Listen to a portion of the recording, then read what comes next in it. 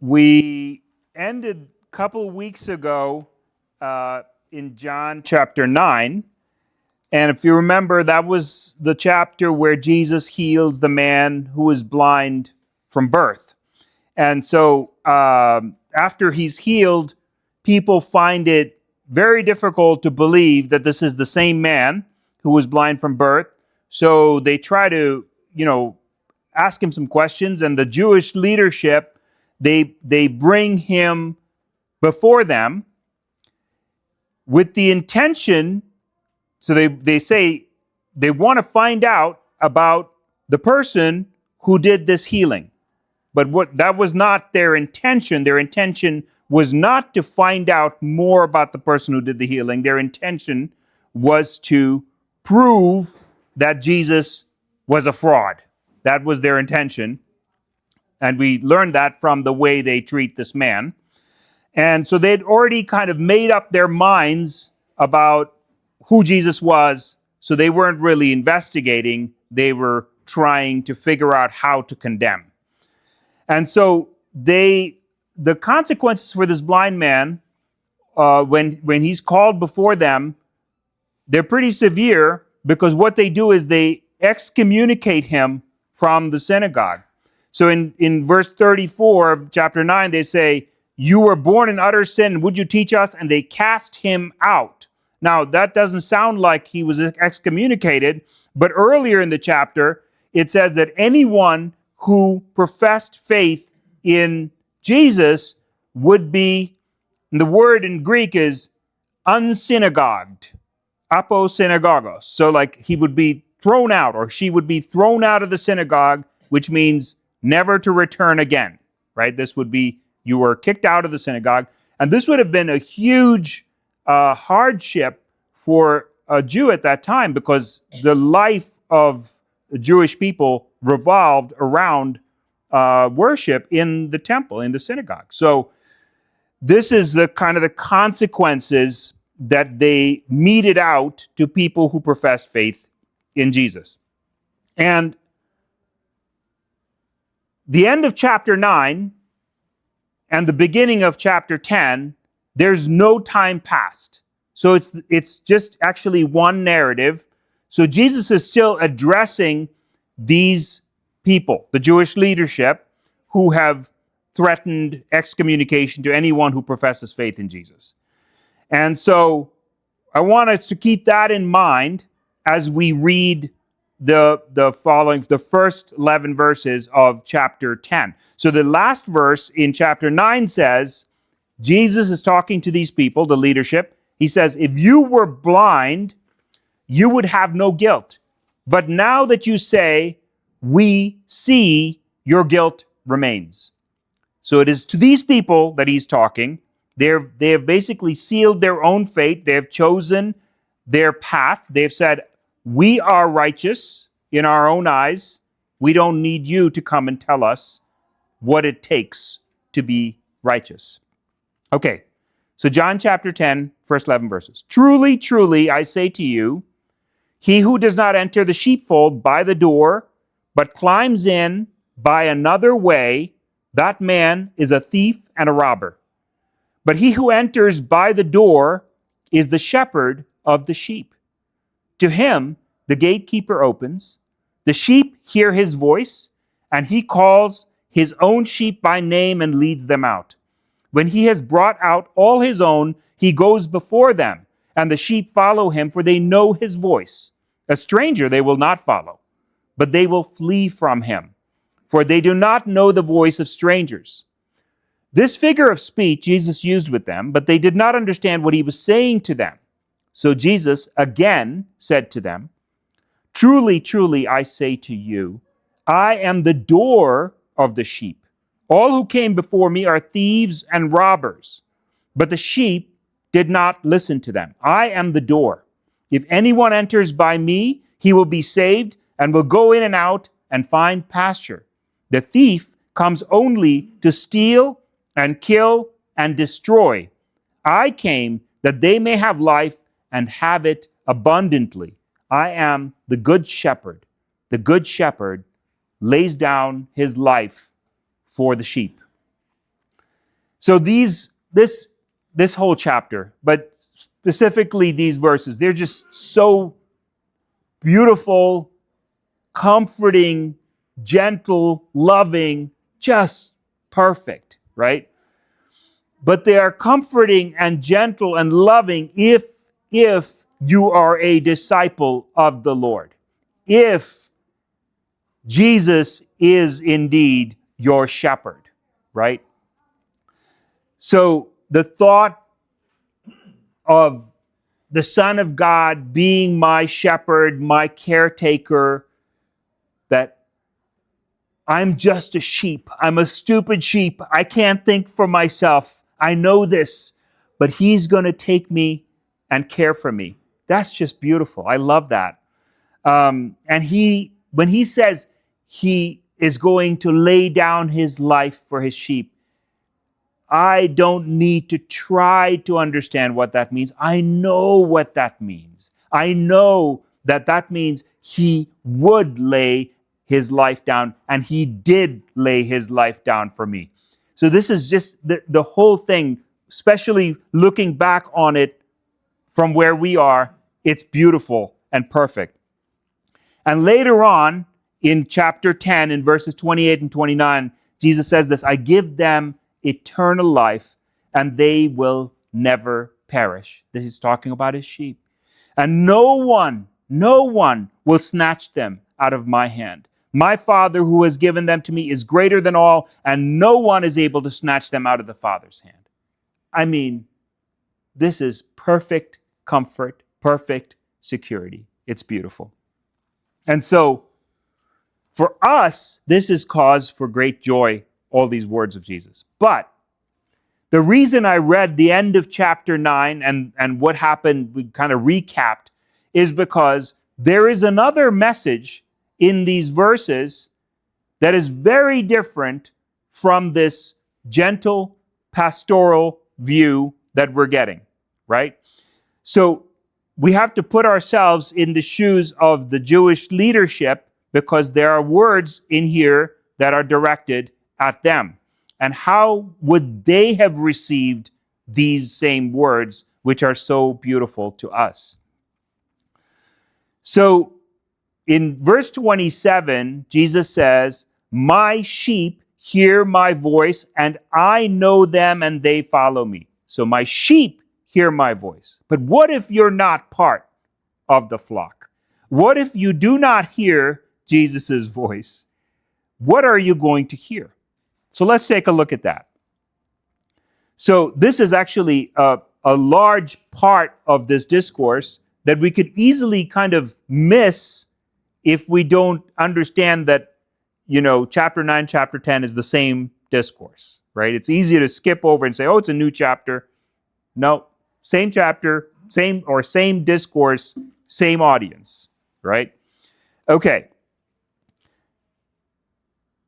The words that are so comforting to us are words of utter condemnation to these leaders, to the leaders who have unsynagogued the blind man, who have, taken this leadership role in Israel. So let's see how this audience would have received these words. We're going to be looking at it in three major sections. The first one is when Jesus talks about the identity or who the shepherd is. The second one is when he talks about what is the work of the shepherd. And the third one is about the nature or the identity of the flock, his flock. Okay, so the first one is, who is this shepherd? So in verse 11, Jesus says, I am the good shepherd. Beautiful, simple, right? Not so simple. So, to us, this sounds like a beautiful, gentle title, which it is to his sheep. But let's hear what it is to the Jewish leadership. So first off, this is one of the 7 I am with a predicate statements that Jesus makes in the Gospel of John. I think it's number 4.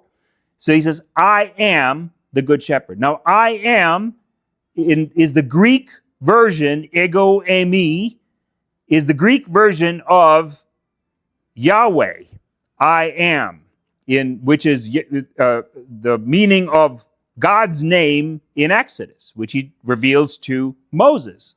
So he's saying, by that statement, I am the good shepherd. He's saying, I am, that's my name, God, the good shepherd. But that's not all he says.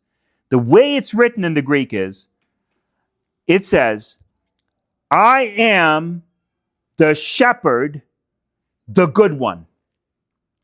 I am the shepherd, the good one. Now this is, in English, doesn't sound so different, right? I am the shepherd, the good one. I am the good shepherd. Sounds about the same. But it's interesting, the word that they use in the Greek to say the good one.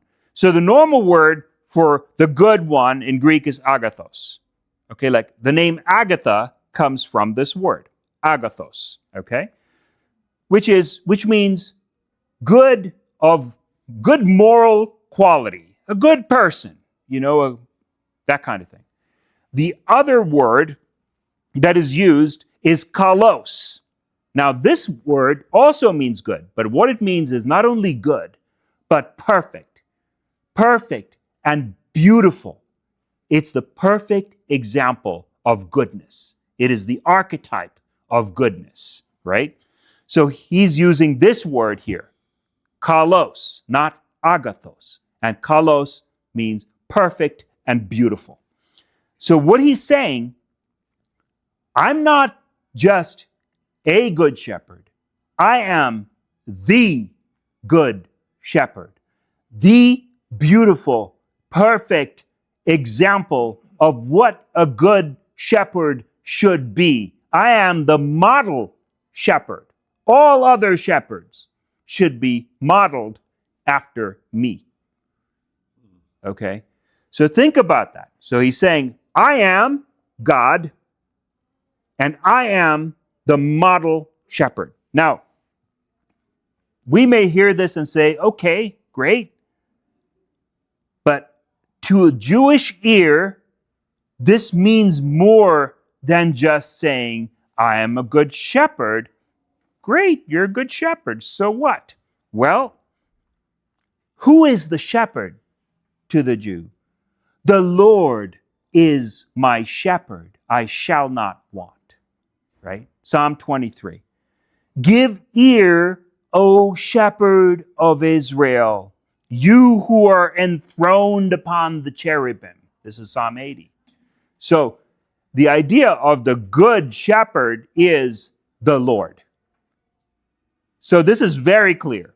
So when the Jews hear this, when he says, I am the shepherd, the good one, the perfect one, he's saying, I am God Almighty, and I am the shepherd who has come to claim his sheep. I am the one who was promised. I am the Messiah. So he is claiming divinity in this one very short verse, right? And this is to people who are trying to destroy him, right? Let's not forget that. They are trying to destroy him. And he's saying to them, I am God, and I am the shepherd who was promised. Massive statement. Massive statement.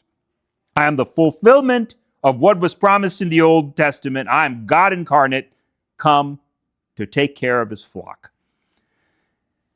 Now, not only does he say, I'm the model shepherd, I'm the good shepherd, but then he makes a contrast between himself, the good, model, perfect shepherd, to who they are, the false shepherds, right? So what does he say about them? He draws this very stark contrast. And this too has a lot of parallels in the Old Testament, specifically in Ezekiel 34. The whole chapter is basically about shepherds, bad shepherds. That's Ezekiel 34. And so I would have to read the whole chapter, so we're not going to do that. So we're just going to look at a few comparisons, okay? So in verse 1, Jesus says this. He says, truly, truly, I say to you, He who does not enter the sheepfold by the door, but climbs in by another way, that man is a thief and a robber. A thief and a robber. Later on, I think in verse 16, he calls them hirelings or hired hands. Okay, so he calls them thieves, robbers, hired hands. Okay, so what he's saying is, they did not come through the door. These people who were calling themselves the spiritual leaders of Israel did not come through the door. And who's the door? We know who the door is, right? They were not divinely appointed. Now, this is actually what was the case at the time, is that the Jewish leadership at the time, they had strayed after the dispersion, after they had come back to Jerusalem. They had strayed away from the priesthood of Aaron and Zadok, and now it had become a political appointment. So a lot of the people, including the high priest at this time, were appointed by Rome, and they were appointed by Herod. Herod the Great, in fact, had appointed more than half of the Sanhedrin at this time. And it didn't matter what line you were, it just mattered how pliable you were. Are you okay with doing what I want you to do? Yes? Okay. You're in. If not, you want to do the ways of God? You're out. So this was a political appointment. So the way, this is obviously very lucrative. So they used political maneuvering to get these positions, right? And so this was also a very powerful position. Why was it powerful? Because they had taken the law from the Old Testament and they had extracted very, very detailed laws, so detailed and so difficult to understand that they were the only ones who understood it. So if you wanted to follow it, if you're a normal person, you wanted to follow it, you had one choice. You had to go to them to ask them what to do. And guess what you had to do when you went and asked them? You have to pay them, right? So this was very profitable to be a teacher of the law, right? So, in Isaiah 56, God is talking to these same types of people. This was 700 years earlier, but he says, they are shepherds who have no understanding. They have all turned to their own way, each to his own gain, one and all. And Jesus says in Matthew 15, he says, in vain do they worship me, teaching for doctrines the commandments of men. So they had come up with their own rules. They had extracted these rules and made their own laws, and they were advising people on these laws and making money by advising people with these laws. So the common man, the flock, were being fleeced, if you want to call it that. So the second thing he calls them is robbers, right? Robbers. A thief who uses intimidation and violence and threats to get what he wants. Did they do this? Yes. Let's look at the blind man. That's exactly what they did, right? They told them, anyone who professes faith in Jesus, you're going to be kicked out of the synagogue. That's the threat. You don't do what we want you to do, you're out. Your life is over in terms of your Jewish life. It's all over. So they would use that. Ezekiel 34 verse 3, it says, you eat the fat, you clothe yourselves with the wool, you slaughter the fat ones, but you do not feed the sheep. And in Mark 12, Jesus says, the kind of men who were leading Israel, who were self-appointed, they were not divinely appointed, they were the kind who devour widows' houses and for a pretense make long prayers. They devour widows' houses. They were stealing from the people. So, through all this is a group of people that have blind hatred for Jesus and who will do absolutely anything to get him, to destroy him. And we know that that is what ends up happening. They are the same people who are responsible eventually for crucifying our Lord, right? Third thing, hired hands. Well, this is an interesting one because he's in verse 12. Verse 12. He who is a hired hand and not a shepherd, who does not own the sheep, sees the wolf coming and leaves the sheep and flees, and the wolf snatches them and scatters them. So they're there, in a sense, just for show. They're there to collect a paycheck. But if it gets dangerous, I'm out. I'm not going to risk anything to take care of the sheep. The moment there's a problem, I'm out of here. But if there's no problem, I'm very happy to collect my paycheck, right? And in Jeremiah 8, he talks about people who are like this. He says, from the least to the greatest, everyone is greedy for unjust gain. From prophet to priest, everyone deals falsely. They've healed the wound of my people lightly, saying, peace, peace, when there is no peace. Why were they crying peace? Because it was profitable. People wanted to hear it, so they would pay them to prophesy peace. This is what these people were doing. They would give them a favorable judgment of the law if they paid the right amount. So they were just hired hands. They didn't care about the spiritual condition of any of the flock. All they cared about was their money, right?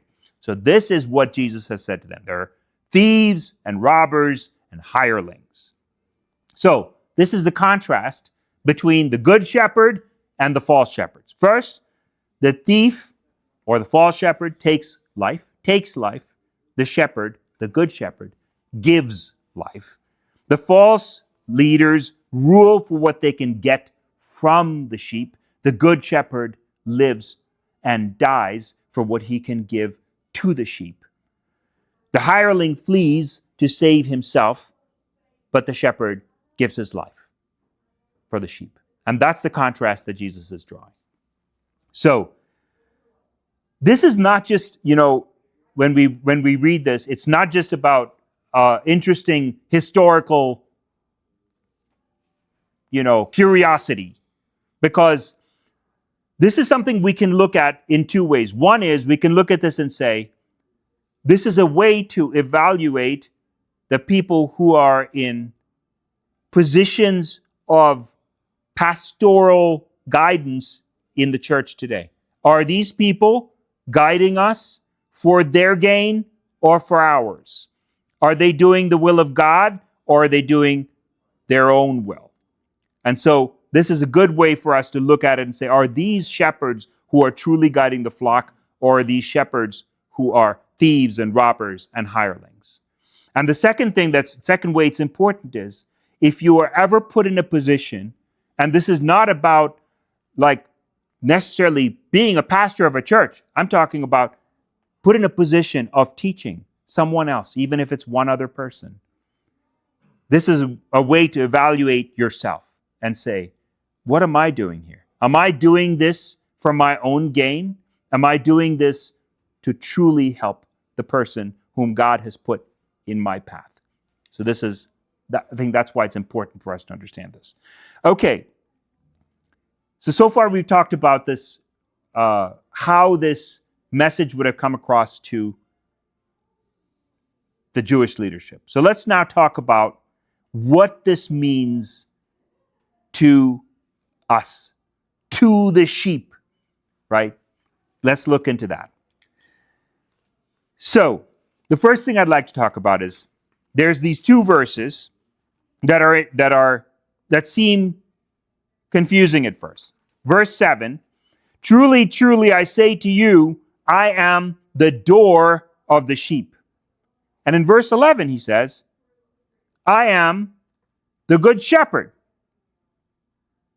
The good shepherd lays down his life for the sheep. Okay? I'm the door and I'm the shepherd. This is confusing, right? What does this mean? So there's actually an explanation for this, which is based on the shepherding practices of Eastern shepherds in Israel and thereabouts, which is they bring the sheep at night into a fold which is just made up of rocks that are kind of set up as a wall, and there is one entrance to this fold, only one. And so they at night, to protect them from wild animals, they'll bring the sheep into the fold, and the shepherd will literally lie down at the entrance. There's no gate, right? So it's kind of open, and they just lie down in the space, in the opening, so that no one can get by. Neither the sheep can get out, nor anyone can get by without alerting the shepherd. So in a sense, he's the shepherd, and he's also the gate, right? Because there's no gate, so he kind of performs the function of a gate. So this is definitely a valid explanation. But there is another explanation which I think is unique to our Lord, which is absolutely unique to our Lord. No one else can have this explanation but him.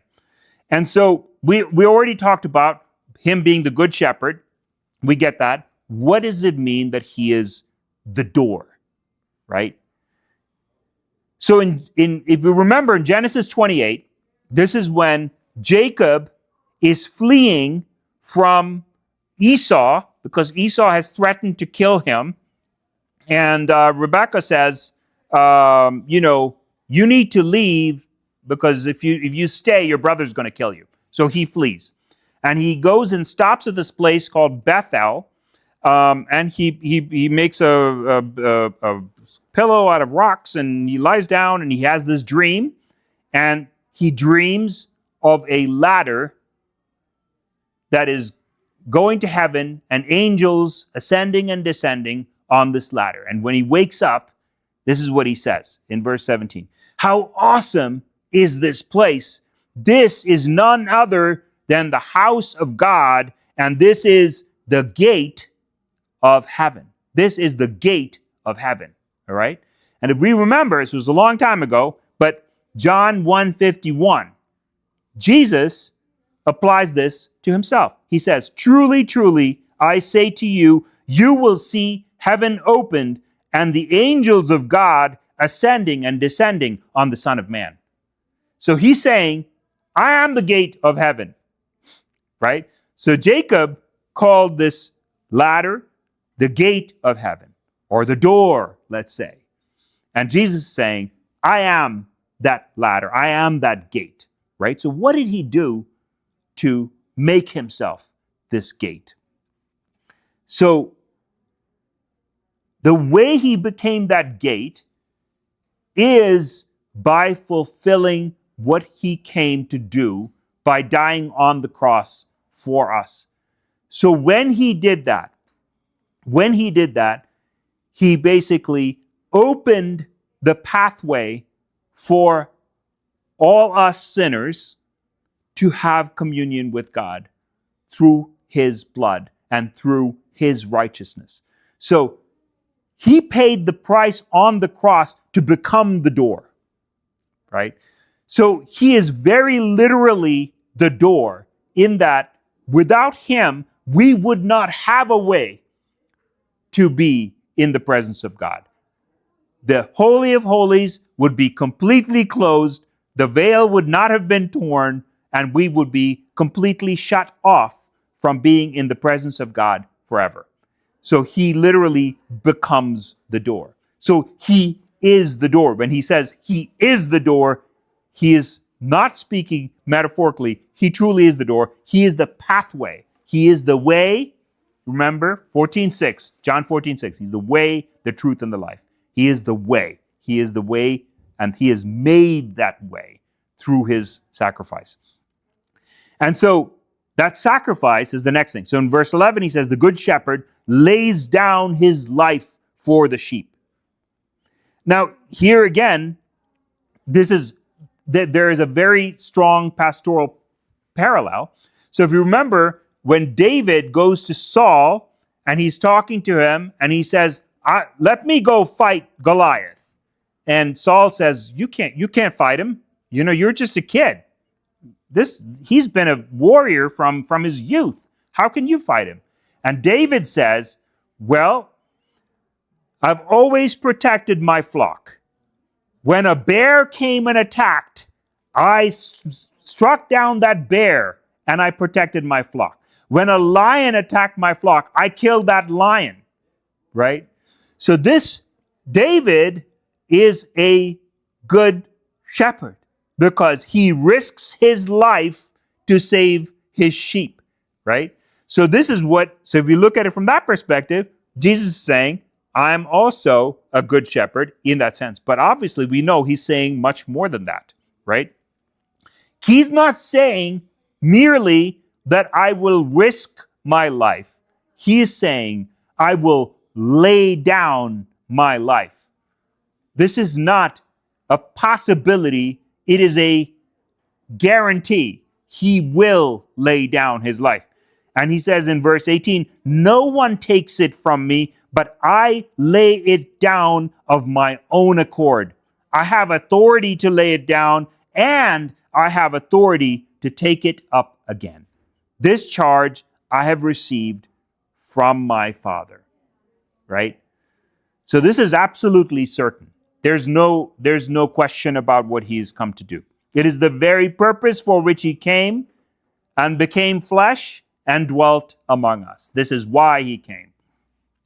And the reason why he came to lay his life down for the sheep is because of the sheep, right? Because of the sheep. The sheep have gone astray, and without him coming to lay down his life for them, they will be lost. So he comes to lay down his life for the sheep because of the sheep. All we like sheep have gone astray. We have gone each to his own way, and the Lord has laid on him the iniquity of us all. Right? So the Lord came to lay down his life for the sheep because the sheep had gone astray. And this is such an interesting thing when we think about this. The only reason he can be a shepherd is because he laid down his life for the sheep. If he hadn't laid down his life for the sheep, if he hadn't died on the cross, there's only one outcome, which is judgment. That is the only thing that is coming, right? There is no flock, there is no shepherd, the sheep are destined for one spot. That's it. They are all going to the same place. It is only because the shepherd lays his life down for the sheep, that's the only reason he can be a shepherd, is because he lays down his life for the sheep. And this is, when we see this, when we understand this, there's this bond of love, which we learn once our eyes are opened, which we learn is mutual love between the shepherd and the sheep. In verse 14, Jesus says, I am the good shepherd. I know my own, and my own know me. So the word here in Greek is gnosko, which is not merely an intellectual knowledge. It's not an intellectual knowing, say, I know who he is. This is the same word that's used in the Septuagint, in Genesis, which Septuagint is the Greek translation of the Old Testament. In Genesis, Adam knew his wife Eve. Now there he's talking about intimate sexual union, right? But it's not just sexual. It is an intimate bond. So this is not just knowing in an intellectual way. It's knowing in an intimate, deep, loving way. And so this is what Jesus says, is I know my sheep. I know them deeply. I have a covenantal love for my sheep. And my own know me. My own know me. So when he opens our eyes, we too love the Lord. We don't know why. We go from not loving him to loving him, but we love him.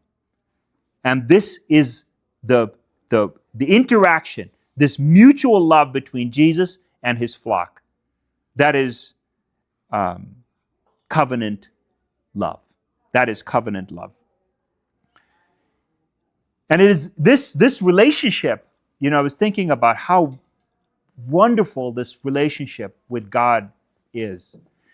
There is nothing that compares in the world to this relationship, right? So, I love my wife. But I do not know my wife in the way the Lord knows me. I do not. Because I don't know her innermost thoughts. She thinks all kinds of thoughts. I have no idea what she's thinking, right? I'd like to believe I know what she's thinking, but I don't, right? Now, the Lord knows my thoughts. He knows everything about me. There is nothing that he does not know. The Lord sees not as man sees, for man looks on the outward appearance, but the Lord looks on the heart. And my Lord, who is my shepherd, knows me, right? And when he says this, I know my sheep. This is so beautiful, right? In verse 2, I think he says, I know them by name. He's not saying, oh, I have a flock and there's just a bunch of people. No, he knows each and every one of us intimately as we are, as no one else can know us. And he knows our weaknesses.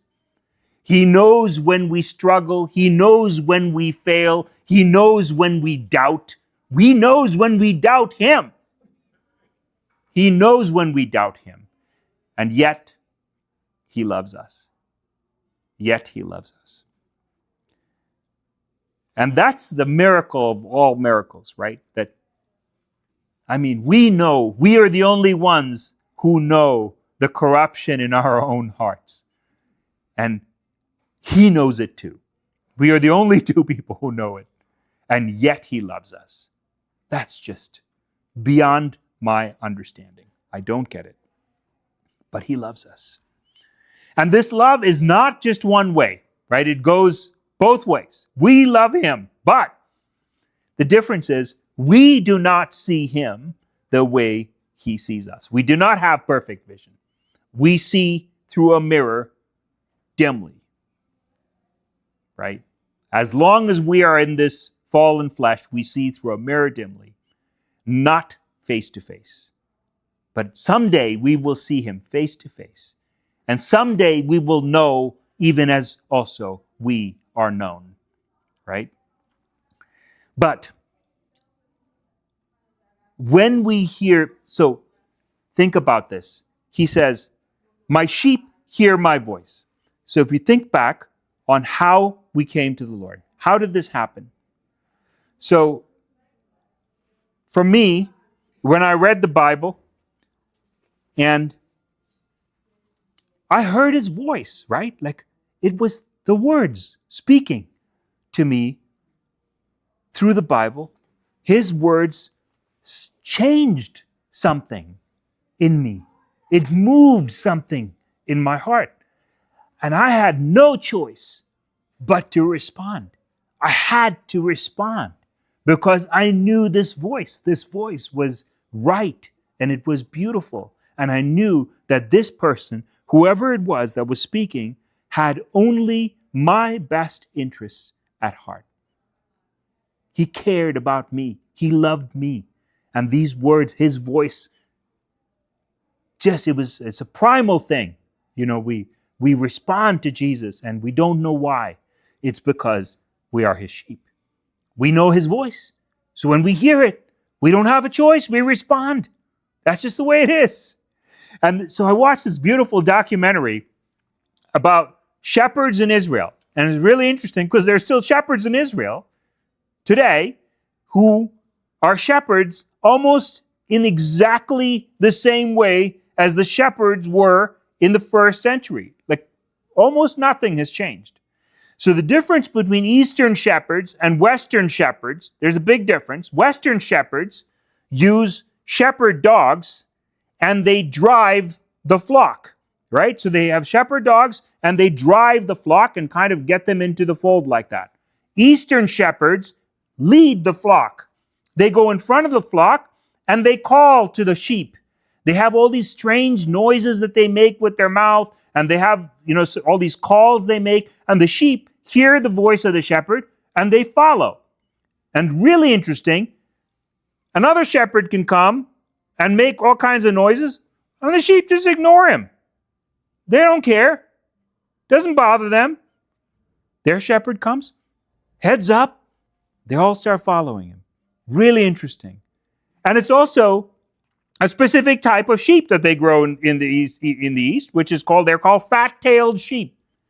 And these sheep are particularly attuned to sound. So when they hear the shepherd's voice, they're on it. They follow, right? And also the landscape is such that without the shepherd, they are in great danger. There are wolves that are there just waiting. And wolves are very scared of humans, so they will not come close to the flock if there's a human being around. But if the sheep gets separated from the flock, that sheep is not going to last long. It won't even get to a point where it will die of thirst because it will be killed way before that, right? So that sheep's life is very literally in the hands of the shepherd. So that sheep's following the shepherd is what saves that sheep's life, right? So this is such a great comparison to us, right? It's a perfect comparison because we live in an extremely dangerous place. We live in a battleground. If we get separated from our shepherd, there are all kinds of forces that are just waiting to devour us. Waiting to devour us. As a roaring lion waiting to devour us. And so we have to hear his voice and follow him. And that is what he says a true sheep of his flock will do. Right? Now, what's interesting about this, I want to just touch on this voice thing about hearing Jesus' voice and how it kind of awakens his flock, right? So for most of the world, Jesus is kind of an interesting, historical figure. Maybe he's real, maybe not. I'm not sure. Most people would say, maybe he's a myth. I'm not sure. I'm not sure if he's a real guy or not. I went from that to hearing his voice to suddenly saying, nothing matters more in the world to me than the voice of my shepherd. That's the power of the shepherd's voice. When you hear that voice and it changes your life and says, I have to follow this voice. This voice is more important than any other voice in the world. That's what he means, right? That's what he means. The sheep hear his voice and he calls his own sheep by name and leads them out. And then he says in verse 16, I have other sheep that are not of this fold. I must bring them also, and they will listen to my voice. So there will be one flock and one shepherd. Okay. Guess who the other sheep are who are not of this fold? That's us. That's us, right? Because the fold that he was talking about was the Jewish fold. And we are the flock, the other sheep who are not of the Jewish fold. And so he was talking about us. Now, this is an interesting statement he makes here at the end of verse 16. There will be one flock and one shepherd. We talk often about, the division in the church. There's so many denominations, and then there's all these things, this and that. It's sad. It's actually a non-event. You know why? There is only one flock. There has only ever been one flock and one shepherd. And that flock is the flock of sheep who know the voice of the shepherd. And it doesn't matter which denomination that sheep belongs to. It only matters that sheep can hear the voice of the shepherd. Because that's how you know that you are a member of that shepherd's flock. If you can hear his voice, and if you follow his voice, that's what makes you a member of the flock. Not membership in a club made by men. So denominations don't matter. Only thing that matters is who is your shepherd. That's what matters, right? And so we've already talked about this, but I just want to revel in the beauty of this one more time, which is that when Jesus says we are his flock and he calls us by name, in John 6:37 he says, all that the Father gives me will come to me. All that the Father gives me will come to me. And him that comes to me, I will in no wise cast out. That means we are absolutely secure. We are absolutely secure. He is the model shepherd. A model shepherd doesn't fail. A model shepherd doesn't lose sheep, right? A model shepherd will come after us. When we go astray, the model shepherd comes after us. The good shepherd finds us and brings us back to him. No one will snatch us out of his hand. No one. We are in his hand and we are in the Father's hand. We have absolute security. That's just a beautiful thought, right? So, this is who we are. And when we say, the Lord is my shepherd, I shall not want. Think about that. Let's take that psalm and just put that with Jesus as that shepherd. The Lord is my shepherd. I shall not want. He makes me to lie down in green pastures. He leads me beside the still waters. Right? Wow. Yea, though I walk through the valley of the shadow of death, I will fear no evil, because you are with me. What more needs to be said? So the real question is, do we hear his voice? And do we follow our shepherd? Evil is not an issue. He has us, and he will never let us go.